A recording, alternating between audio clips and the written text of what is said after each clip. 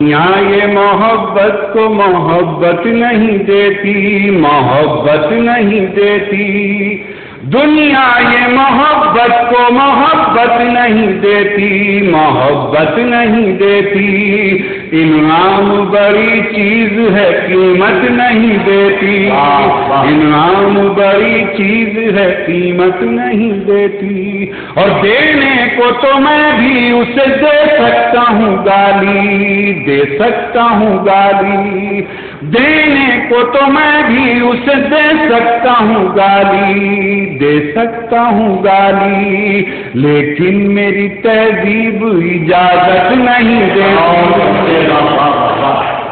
لیکن میری تہذیب اجازت نہیں دیتی، لیکن میری تہذیب اجازت نہیں دیتی۔ دوستو بہت بہت شکریہ۔ ایک نظم پیش کرتا ہوں کہ سوچو آخر کب سوچیں گے، اس گزارش کے ساتھ کہ شاعری کا کوئی مذہب نہیں ہے، نہ شاعری ہندو ہوتی ہے، نہ مسلمان، نہ سکھ، نہ عیسائی، بلکہ شاعری کا مذہب شاعری ہے۔ تو میری یہ پوری نظم نہ آپ ہندو بن کے سنیے، نہ مسلمان بن کے، بلکہ ایک سچا ہندوستانی اور ایک انسان بن کے سنیں گے، شاید آپ کو مزہ آئے گا۔ آزاد ہندوستان کے 57 سال گزر چکے ہیں، یہ ایک شاعر کا کرب اور احساس ہے۔ ہماری بدنصیبی یہ ہے کہ جب کہیں وہاں آگ لگتی ہے، کبھی ہم اسے افغانستان کی آگ بتاتے ہیں، کبھی عراق کی آگ بتاتے ہیں، کبھی ایران کی بتاتے ہیں، کبھی آسام کی بتاتے ہیں، کبھی کشمیر کی بتاتے ہیں، کبھی کنیا کماری کی آگ بتاتے ہیں۔ لیکن دوستو، انسانیت کا تقاضا یہ ہے، آپ کہیں بھی لگے، ان پیروں کے تلوے اگر جلنے لگیں تو آپ کی انسانیت زندہ ہو جائے گی۔ اس احساس کے ساتھ شعر عرض کرتا ہوں کہ سب کو سوچنے کی ضرورت ہے۔ یہاں سے عرض کرتا ہوں کہ سوچو آخر کب سوچیں گے، کب سوچیں گے، سوچو آخر 57 سال ہو چکے ہیں کہ سوچو آخر کب سوچیں گے۔ یہاں سے نظم شروع ہوتی ہے کہ درہم برہم دونوں سوچیں، ٹوٹے ہوئے بکھرے ہوئے، کہ درہم برہم دونوں سوچیں، مل جل کر ہم دونوں سوچیں، زخم کا مرہم دونوں سوچیں۔ درہم، اگر شاعری اس میں کچھ اور آپ کے احساس تو مجھے ثبوت دیجیے گا کہ آپ سن رہے ہیں واقعی، کہ درہم برہم دونوں سوچیں، مل جل کر ہم دونوں سوچیں، زخم کا مرہم دونوں سوچیں، سوچیں پر ہم دونوں سوچیں، سوچیں پر ہم دونوں سوچیں، گھر جل کر راکھ ہو جائے گا، جب سب کچھ خاک ہو جائے گا تب سوچیں گے، سوچو آخر کب سوچیں گے، سوچو آخر کب سوچیں گے۔ دیواروں در راکھ ہوئے ہیں، اینٹ اور پتھر راکھ ہوئے ہیں، دیواروں در راکھ ہوئے ہیں، ان کے بارے میں کچھ سوچو جن کے چھپر راکھ ہوئے ہیں، ان کے بارے میں کچھ سوچو جن کے چھپر راکھ ہوئے ہیں، بے بالوں پر ہو جائیں گے، جب خود بے گھر ہو جائیں گے تب سوچیں گے، سوچو آخر کب سوچیں گے، واہ واہ واہ، سوچو آخر کب سوچیں گے، سوچو آخر کب سوچیں گے، کب سوچیں گے۔ فاقے سے مجبور مرے ہیں، محنت کش مزدور مرے ہیں، اپنے گھر کی آگ میں جل کر گمنام اور مشہور مرے ہیں، اپنے گھر کی آگ میں جل کر گمنام اور مشہور مرے ہیں، ایک قیامت در پر ہوگی، موت ہمارے سر پر ہوگی تب سوچیں گے، سوچو آخر کب سوچیں گے، سوچو آخر۔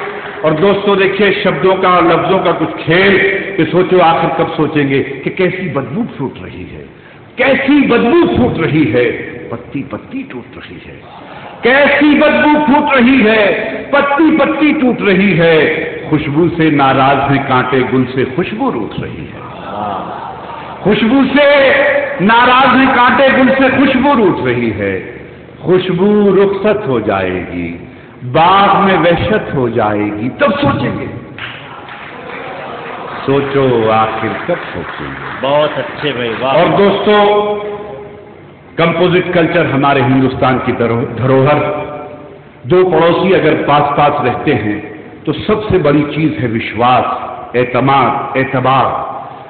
شعر عرض کرتا ہوں کہ سوچو آخر کب سوچیں گے، کہ ننھی باہیں چیخ رہی ہیں، ماں کی آہیں چیخ رہی ہیں، قاتل اپنے ہمسائے ہیں، سونی راہیں چیخ رہی ہیں، رشتے اندھے ہو جائیں گے، رشتے اندھے ہو جائیں گے، گونگے بہرے ہو جائیں گے تب سوچیں گے، سوچو آخر کب سوچیں گے، بہت सोचो आखिर कब सोचेंगे। और आखिरी 4 मिसरे के टीपू के अरमान जले हैं, बापू के एहसान जले हैं।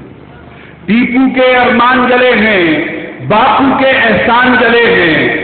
एक छोटी सी गुजारिश, मेरा एक दोस्त है सुनील, मेरे 3 बच्चे हैं, एक बेटी 2 बेटे। सुनील के 2 बेटे हैं, दोनों बेटों के नाम मैंने रखे हैं। एक बेटे का नाम अर्पित रखा है, एक का नाम अंकुश रखा है।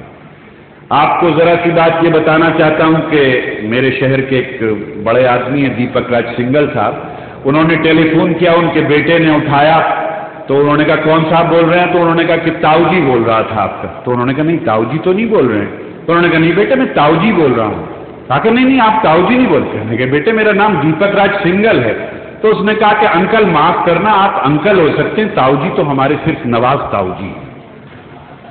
इस भावना के साथ सुनील के बेटों के ताऊ जी 4 पंक्तियां आपकी खिदमत से पूरे हिंदुस्तान की खिदमत में अर्ज करता है कि सोचो आखिर कब सोचेंगे। दरहम बरहम दोनों सोचें, मिलजुल कर हम दोनों सोचें, जख्म का मरहम दोनों सोचें।